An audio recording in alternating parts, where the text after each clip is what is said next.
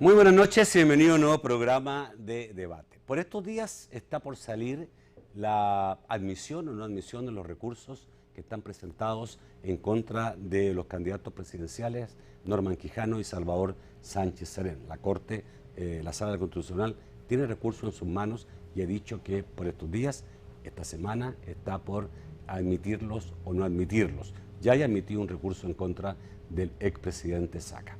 Obviamente estas situaciones pueden hacer variar mucho la situación en que está el proceso electoral. Por eso, y para conocer de fondo esto digamos, cierto, que se ha presentado y tener una opinión, yo diría, muy respetable, es que esta noche hemos invitado al doctor Mario Solano, a mi juicio, el mejor constitucionalista que tiene el país. Vamos a preguntarle sobre estos temas, por supuesto, que están en estos momentos en la Sala de lo Constitucional. Buenas noches, doctor. Bueno, bienvenido. Buenas noches, Nacho.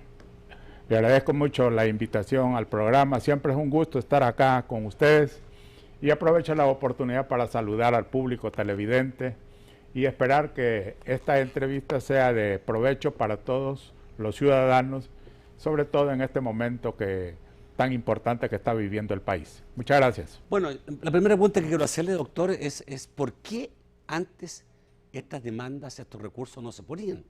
Porque yo creería, digamos, que esta es la campaña más inédita de todas las campañas que han habido. El solo hecho de que todos los candidatos tengan recursos presentados por inconstitucionalidad de sus candidaturas, supuestamente, obviamente hace una elección diferente. Pero ¿qué está pasando? ¿Es que la gente está aprendiendo a poner recursos ante la Sala Constitucional o la Sala Constitucional le da a la gente, no sé, mayor fiabilidad, mayor confianza de que pueda resolver un asunto constitucional? Bueno, digamos que la situación particular que vive El Salvador en este momento está obligando a que los ciudadanos participen en todos los niveles y con todas las posibilidades que tengan a efecto de entrar personalmente en la lucha por el poder. Es decir, no dejan que únicamente los partidos políticos participen en la contienda, sino que los ciudadanos también quieren tener una participación activa en el proceso electoral. Ese, digamos que es, hasta cierto punto, es un aspecto positivo.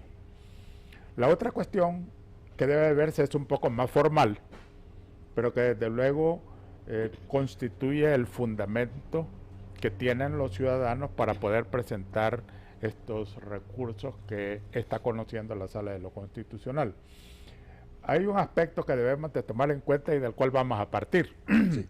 El Tribunal Supremo Electoral, de conformidad al artículo 208 de la Constitución, es el organismo encargado de los procesos electorales y de impartir justicia electoral cuando corresponda, y la Constitución lo define como el máximo organismo electoral para resolver y conocer cuestiones relacionadas con los procesos electorales, excepto cuando haya violación a la Constitución.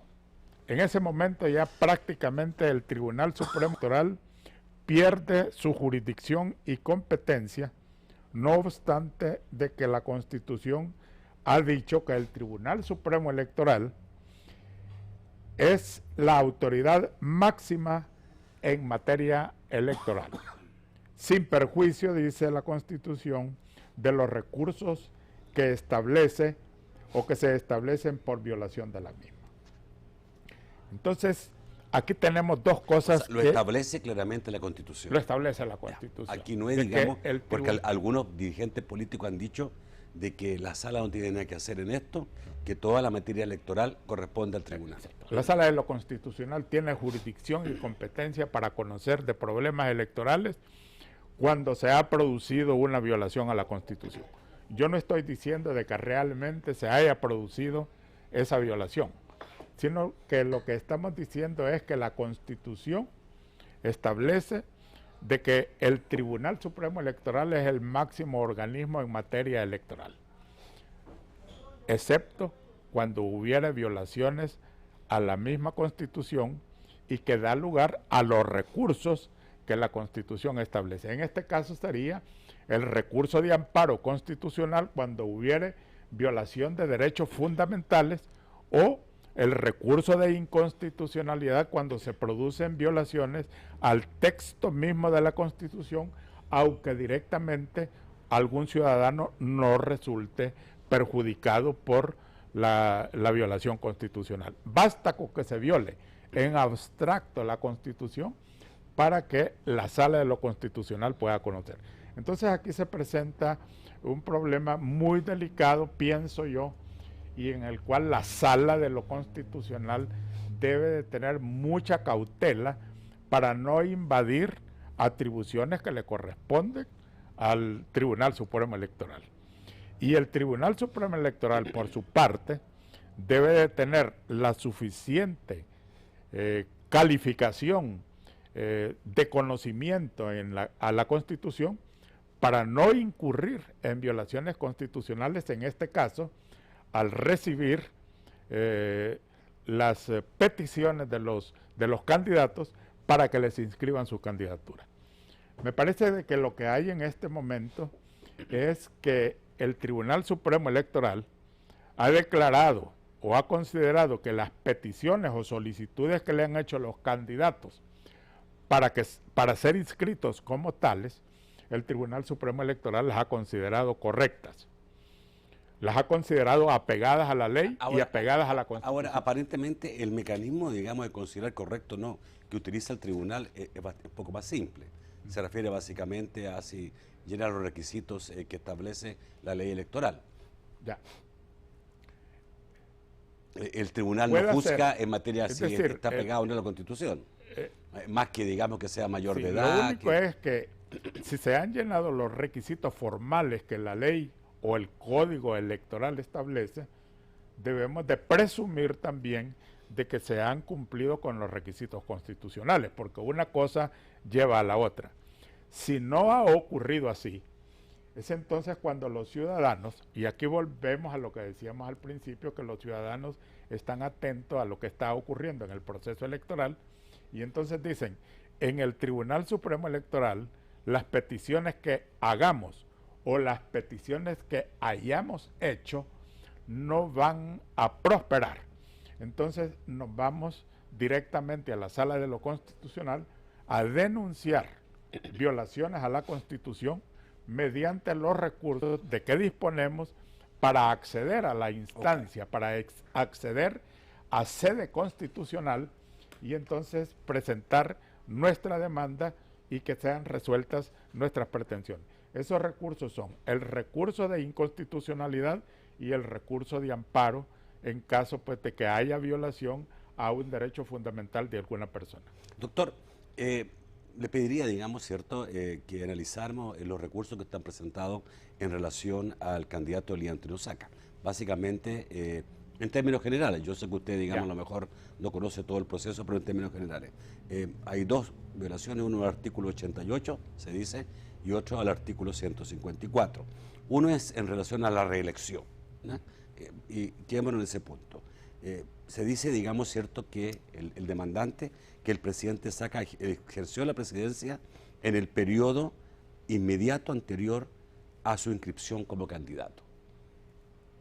Bueno, vamos a prescindir un poco de los nombres de las personas que están en la situación prevista por la Constitución para dejar un poco afuera las cuestiones de carácter subjetivo, ¿verdad?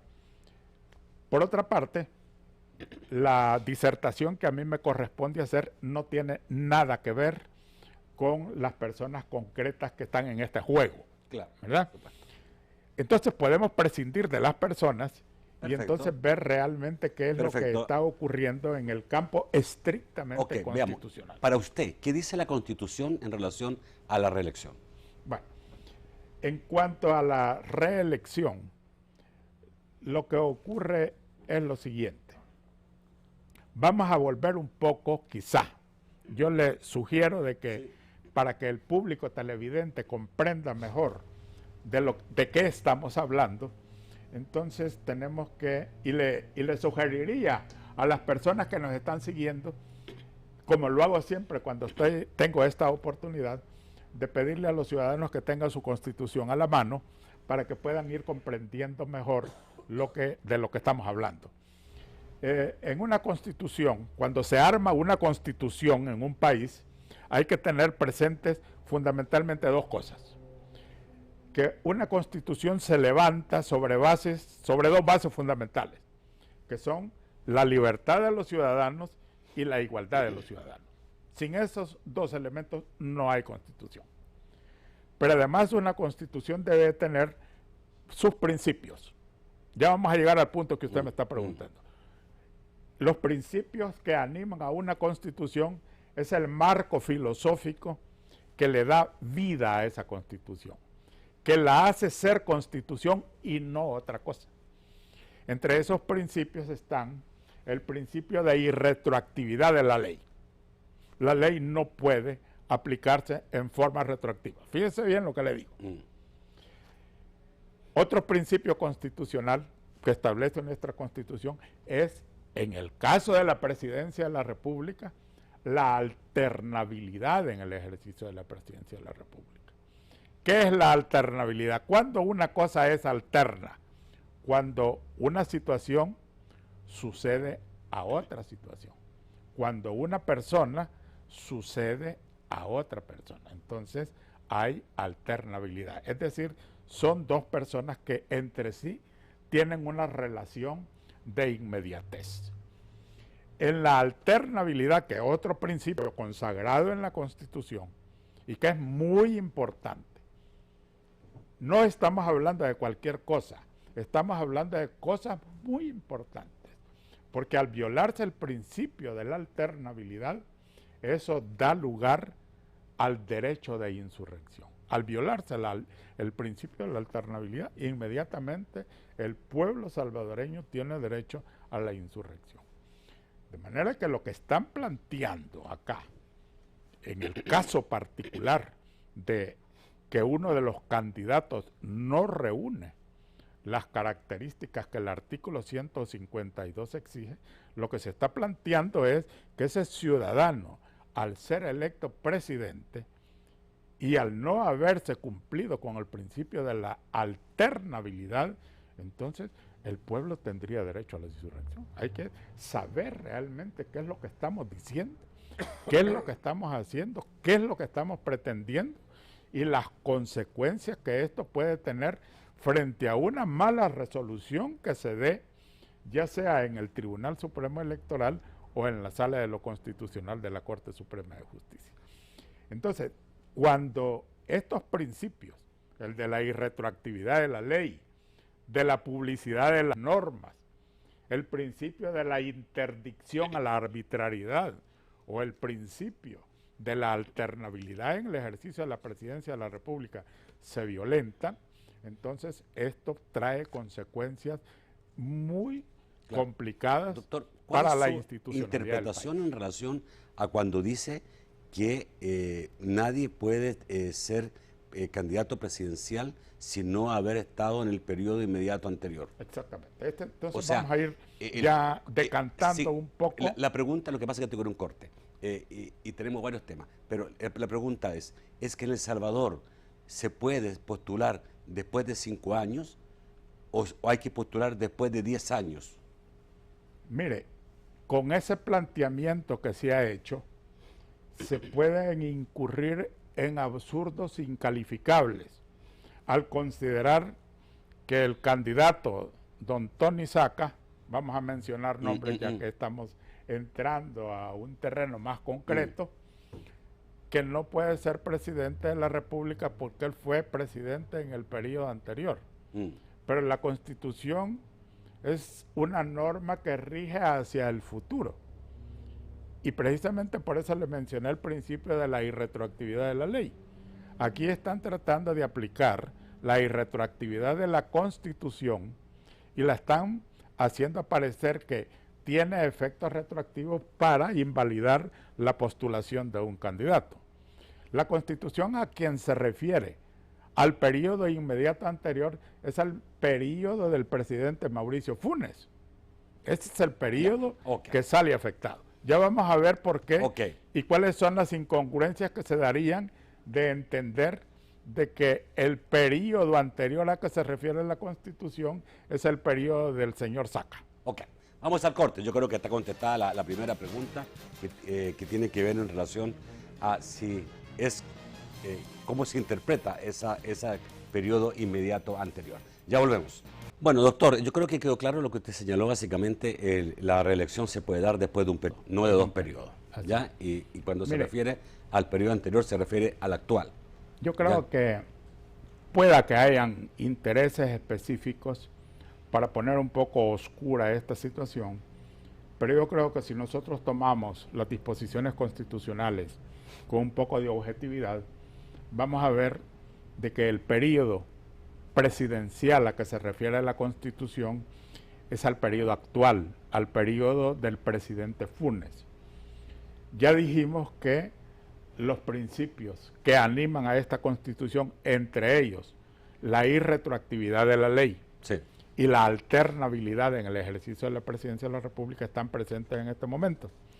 Entonces, cuando hablamos de que es al gobierno actual que se refiere, es porque la Constitución no puede tener efectos retroactivos, primera cosa.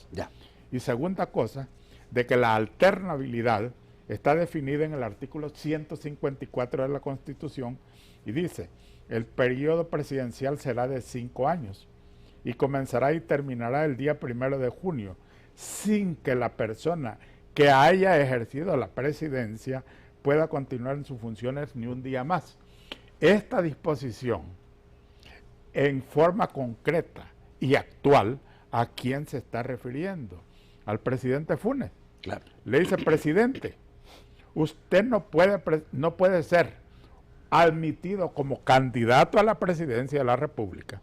Vamos a suponer que el presidente Funes, sus asesores le dijeron: no, presidente, usted puede, porque esta disposición se refiere al presidente Saca. Entonces vaya usted y presente su solicitud para ser candidato a la presidencia de la República. Como no, les dice, y él va al señor presidente y presenta su solicitud al Tribunal Supremo Electoral, y el Tribunal Supremo Electoral se la recibe. ¿Verdad? Entonces, ¿qué ocurriría? De que cuando el señor presidente Funes, el 1 de junio, diga: señores, aquí vengo a depositar la presidencia de la República, y al mismo tiempo vengo a tomar posesión de nuevo a la presidencia de la República, entonces le van a decir: señor, usted, la Constitución le dice de que no puede continuar en sus funciones ni un día más. Porque es actual la cuestión. Y entonces dice el presidente, no dice: pero a mí ya me eligieron presidente, a mí me admitieron mi solicitud de inscripción, fui electo como presidente de la República. No, señor, usted no puede continuar un día más en la presidencia de la República, porque de conformidad al artículo 88 de la Constitución, la alternabilidad en el ejercicio de la presidencia de la República es indispensable para el mantenimiento de la forma de gobierno y sistema político establecido. Vamos al otro tema, doctor. La violación de esta norma, dice, obliga a la insurrección. En ese momento, el pueblo salvadoreño dice: no, señor, aquí no hay más presidente Funes. Sino que nosotros nos vamos a insurreccionar en los términos, en las condiciones y con los límites que establece el artículo 87 de la Constitución. Doctor. Lo demás que anda por ahí son inventos que, como digo, puede que haya algún interés, pueda, por la forma en que está redactado el artículo 152, digamos, generar alguna duda, que yo creo que la Sala de lo Constitucional la va a tener que resolver en los términos de observar los principios que la Constitución establece, tener en cuenta el principio de irretroactividad de la Constitución, el principio de la alternabilidad en el ejercicio de la presidencia de la República, y que en el caso de que el presidente o expresidente Saca sea admitido como candidato y en la hipótesis de que ganara la presidencia de la República, en el caso de él, no se produciría violación al principio de alternabilidad y en consecuencia no habría insurrección. Doctor, tenemos que ir más rápido porque bueno, llevamos 2 bloques con el presidente Saca y nos queda solamente uno. En el caso, digamos, cierto, de la concesión del Estado, que el que puso la demanda argumenta fraude electoral, dice, al ser concesionario y haber transferido acciones a sus parientes. Mire. Cosa que ha hecho en 2 oportunidades, dice él. Mire, lo que pasa es de que ahí, si le aconsejaron eso al expresidente Saca, de que renunciara a sus acciones y después las vendiera, o que después las recuperara, lo que sea, probablemente ahí puede haber, digamos, un error en la interpretación de lo que es una sociedad. Las personas son de 2 clases fundamentalmente. Las personas naturales, todos nosotros, personas naturales, y las personas jurídicas. Las personas jurídicas son de 2 clases. Las corporaciones de pleno derecho y las corporaciones como fundaciones de utilidad pública. Y además las fundaciones o asociaciones de interés particular.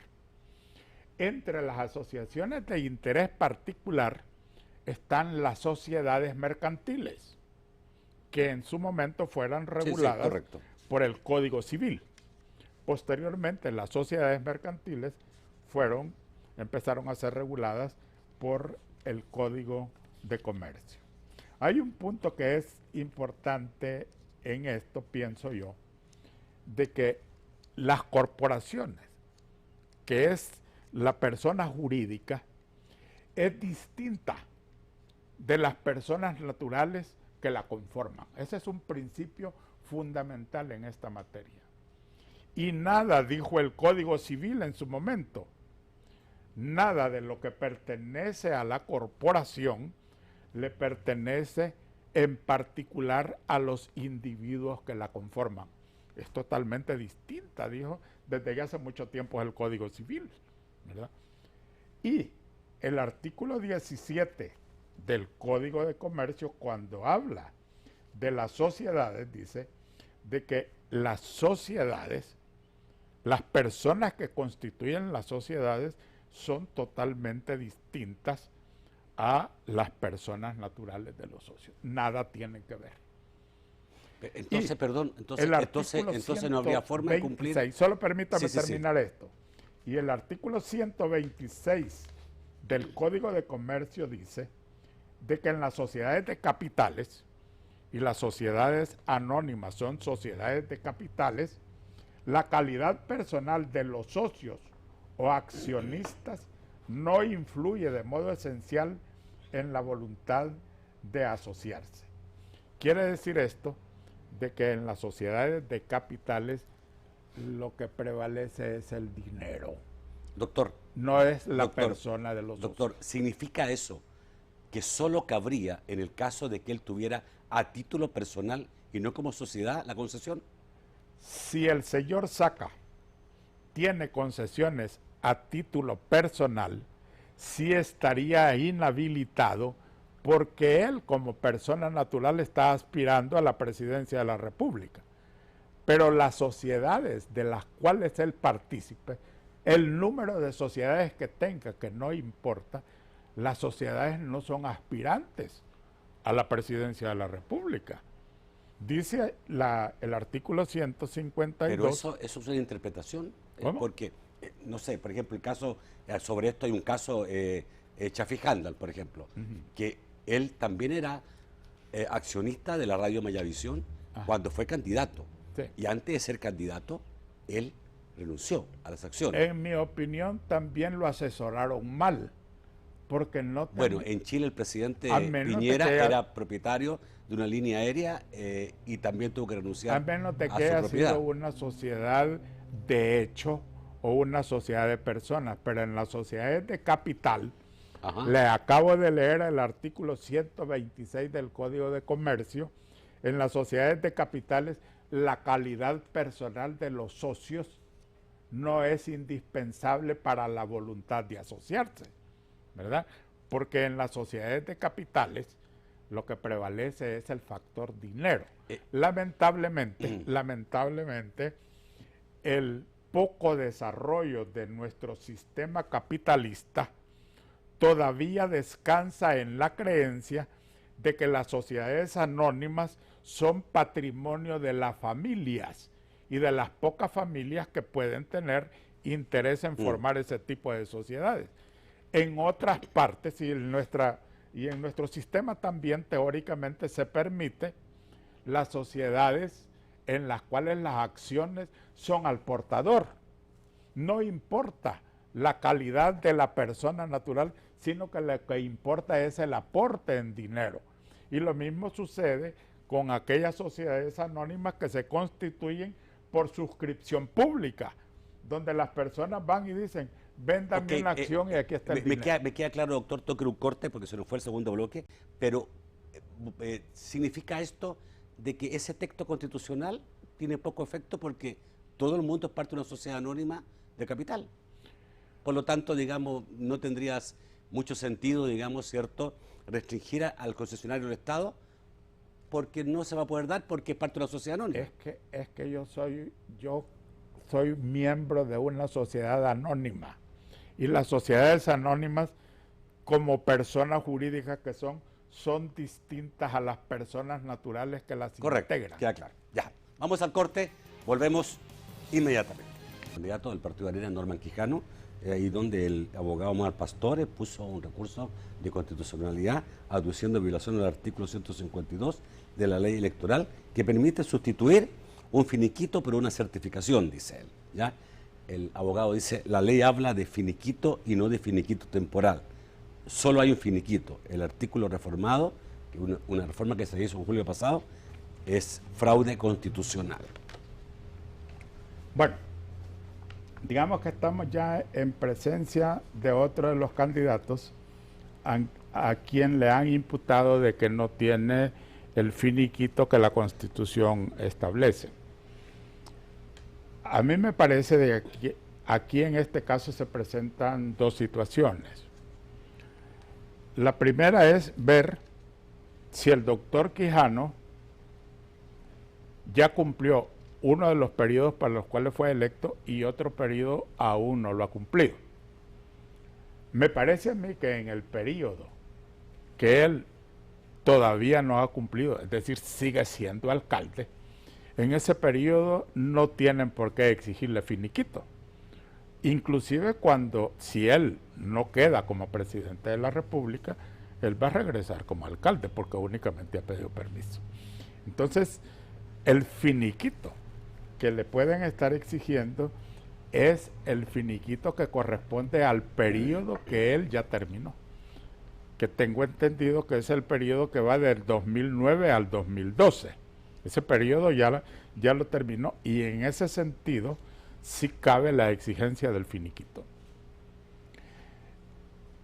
El finiquito es una figura jurídica que se ha establecido fundamentalmente para las relaciones de carácter laboral. Cuando un trabajador termina su contrato de trabajo por cualquiera de las causas que están establecidas en el código, ya sea por incapacidad, por renuncia, por despido, por cualquier otra circunstancia, se pone de acuerdo con su patrono y entonces el patrono le extiende un finiquito. Terminamos esta relación jurídica o este negocio jurídico, yo te pago tu indemnización y tus prestaciones y tú dejas de trabajar para mi empresa. Esa es más que, digamos, la figura más conocida en cuanto a lo que se refiere al finiquito.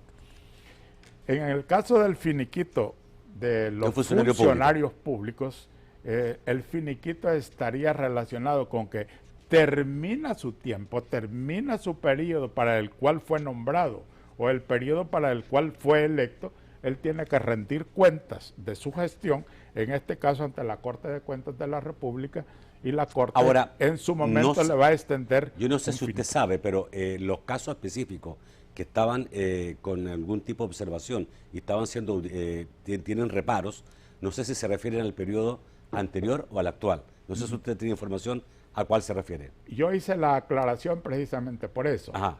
A mí me parece de que si es el periodo por el cual usted no sabe a cuál de el los alcalde o el candidato Norman Quijano todavía es alcalde, ese periodo no le pueden dar ningún finiquito porque no ha terminado. Pero doctor, ¿usted no sabe si los casos señalados se refieren al periodo anterior o al actual? Sean los casos, pero es posible que los casos, si los casos a que se refiere son del periodo ya cumplido, son del periodo en el cual el doctor Quijano todavía tiene la posibilidad de regresar a la alcaldía, es decir, todavía sigue siendo el alcalde, en ese caso no hay finiquito que exigir, porque la relación jurídica que él tiene con el Estado no ha terminado todavía.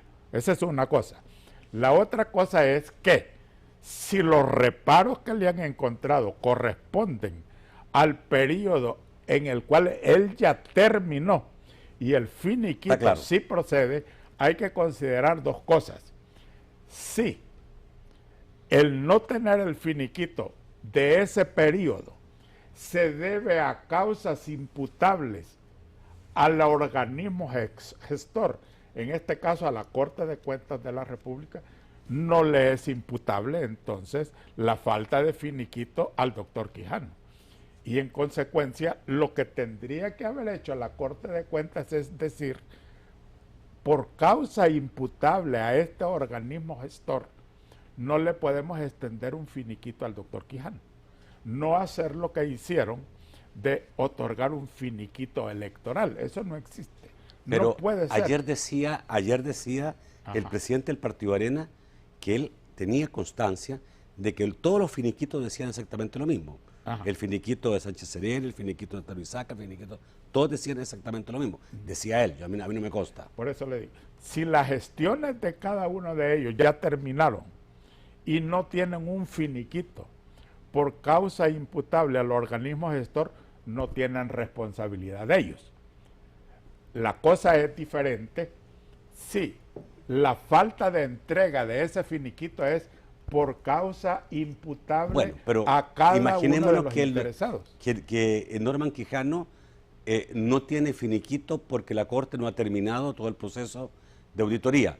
No le puede dar finiquito. No le puede dar finiquito. Tampoco puede ser candidato. No, es que ahí es donde la Sala de lo Constitucional tiene que definir. ¿Quién va a definir?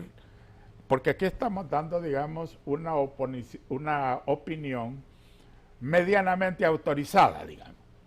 Yo estoy diciendo que mi opinión, ¿verdad? Mi criterio es de que cuando las causas por las cuales a usted no le dan un finiquito, después de haber cumplido con su periodo para el cual fue electo o para el periodo para el cual fue nombrado, pero esas causas por las cuales no se lo dan es imputable al organismo gestor, usted no tiene responsabilidad alguna.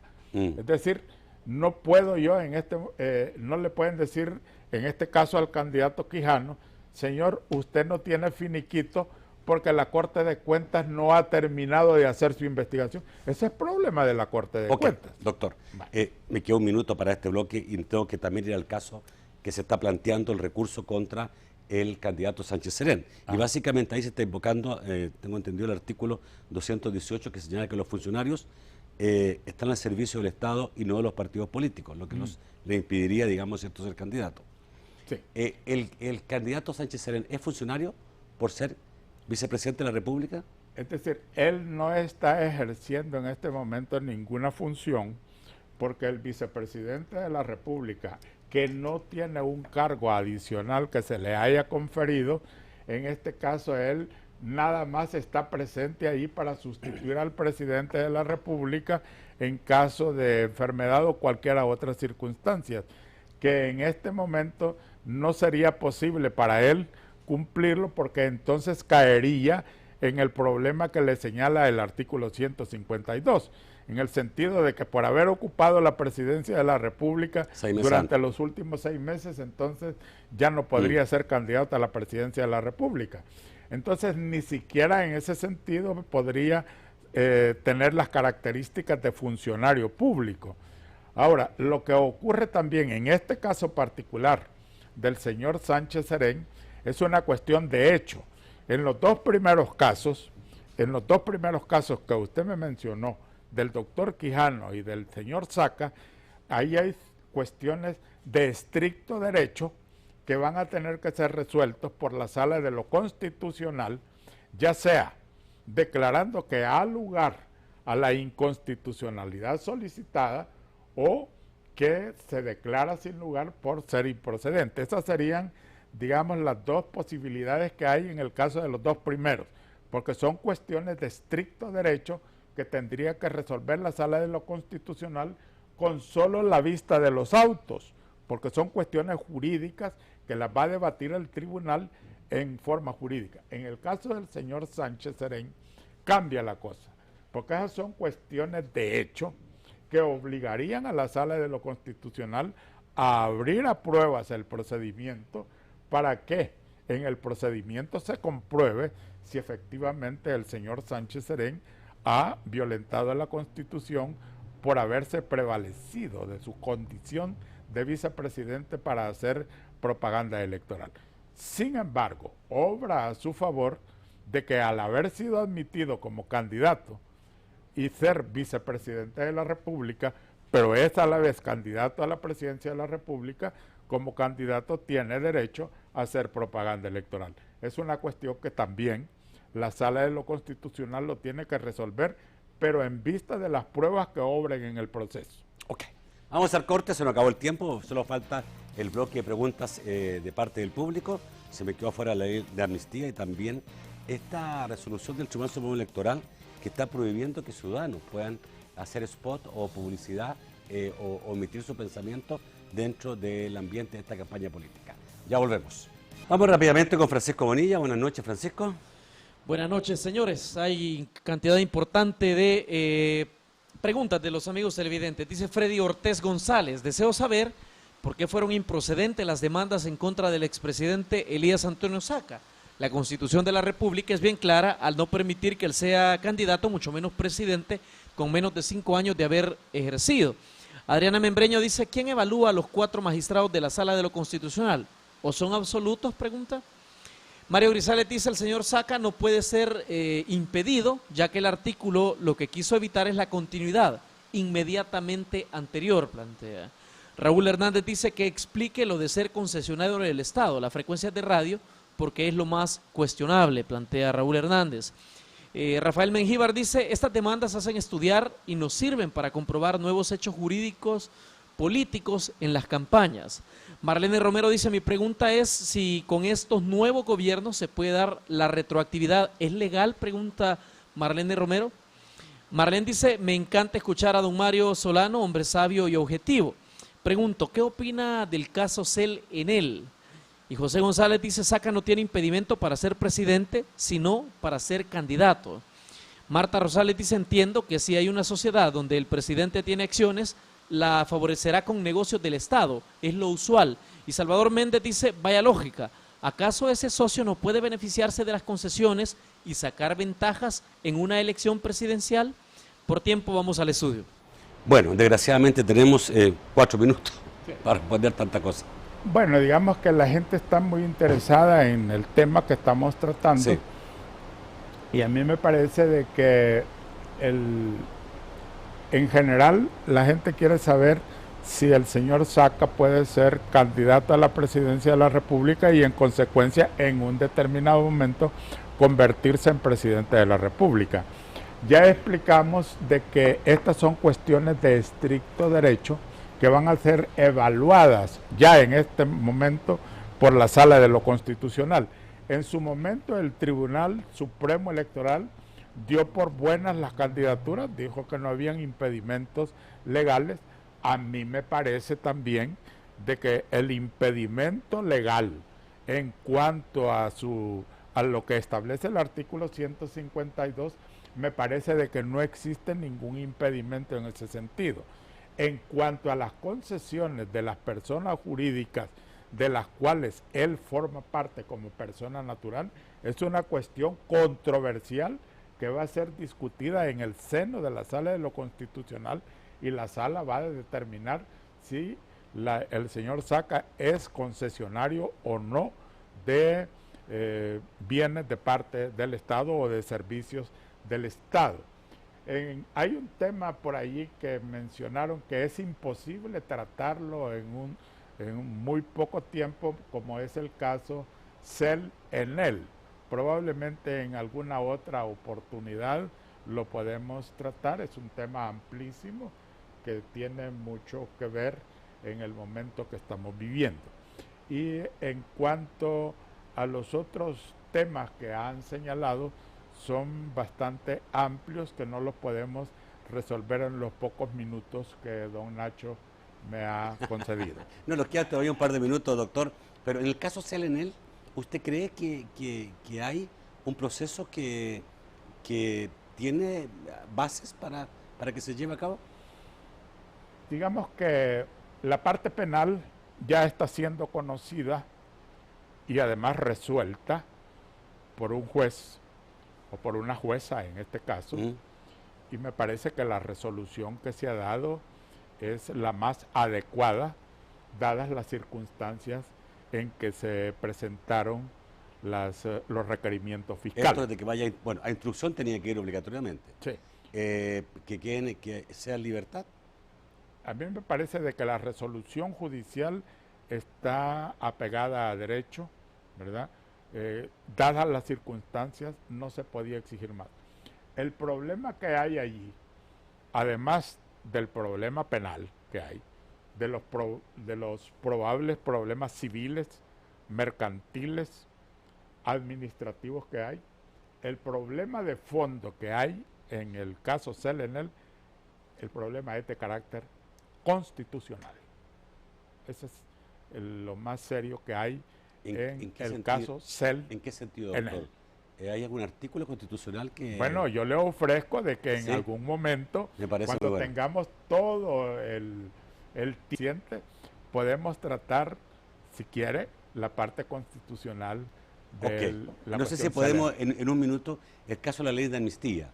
Usted fue parte de la sala que permitió que los jueces pudieran abrir casos que estaban amnistiados. La ley de amnistía, la cual nosotros, en el momento que yo estuve en la sala de lo constitucional, declaramos que no se violaba la Constitución, porque toda ley de amnistía únicamente se refiere a delitos políticos. Eso es lo que dice la Constitución, eso es lo que dijo la ley de amnistía, y eso es lo que dijo la sentencia de la Sala de lo Constitucional. Los delitos de lesa humanidad no son delitos políticos. En consecuencia, de conformidad a lo que nosotros dijimos, pueden ser conocidos o debieron de ser conocidos. No hay necesidad de presentar una nueva demanda de inconstitucionalidad de la ley, porque la Sala de lo Constitucional, que uno de sus magistrados, en el momento en que nosotros dimos la resolución en aquel momento, el magistrado González, Rodolfo González, era nuestro asesor en aquel momento. Correcto. Y precisamente es uno de los que sostuvieron o nos aconsejaron y asesoraron de que los delitos de lesa humanidad quedaban abiertos para ser conocidos y resueltos por los jueces, de manera de que yo creo que presentar una nueva demanda de ley, de inconstitucionalidad de la ley de amnistía, no es nada más que desgastar a las instituciones como lo están haciendo con una serie de demandas que no tienen... Bueno, después lo que me dijo, y sobre todo recordar que en su momento Rodolfo González era un asesor de la Sala de lo Constitucional, cabría esperar, digamos, que por ahí vaya el fallo que ellos han dicho se va a producir después de las elecciones. La ley de amnistía permite enjuiciar los casos de lesa humanidad. Muchísimas Definitivamente. gracias, doctor, por estar esta noche. Muchas gracias, don Nacho. Le agradezco mucho la Le agradezco yo a usted. por haberme dado la oportunidad de presentar estos temas tan controversiales y que esperamos que la Sala de lo Constitucional los resuelva con mejor criterio y en beneficio de la sociedad salvadoreña. Sin duda. Muchas gracias. Gracias, doctor. Gracias, amigos televidentes. Los espero mañana a las 8 de la noche en un nuevo programa de debate. Muy buenas noches.